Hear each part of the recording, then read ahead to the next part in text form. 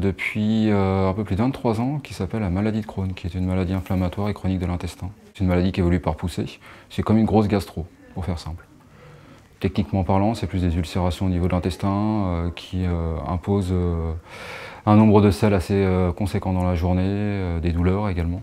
Il y a eu un basculement où c'est plus c'est plus moi qui ai vécu avec la maladie, mais la maladie maintenant qui vit avec moi. Et puis petit à petit, chemin faisant, la maladie qui s'est un peu estompée parce que j'ai aussi travaillé sur moi.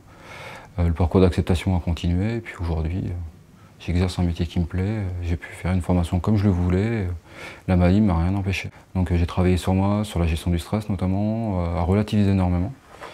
Bon après, je me suis pas fait tout seul, je me suis fait aider aussi. Ce qui a été problématique, ça a été les transports.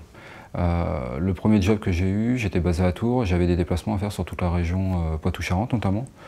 En même pas 3 mois, je pense que j'ai connu toutes les toilettes de l'autoroute A10. Et puis maintenant, je suis beaucoup plus serein par rapport à ça, parce que je sais que même dans les situations difficiles, je trouve toujours une solution. Donc, j'ai informé mes collègues quand je suis arrivé.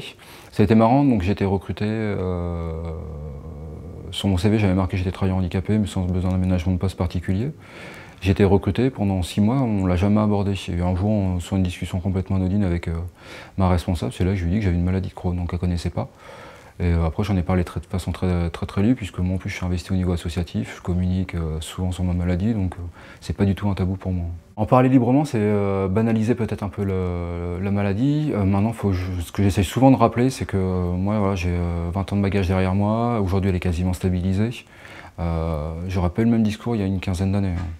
Si la maladie de Crohn, en parler dans un repas de famille, c'est un peu compliqué, surtout au moment du repas, puisqu'en général on parle de sel, on parle d'impériosité, c'est pas super glamour. Là aujourd'hui, je ne vais pas banaliser la maladie en disant que c'est pas grand chose, parce qu'il y en a qui ont des Crohn qui souffrent beaucoup plus. Mais voilà, c'est pas parce qu'on a une maladie qu'il y a des choses qu'on ne peut plus faire ou des choses qu'on doit s'interdire.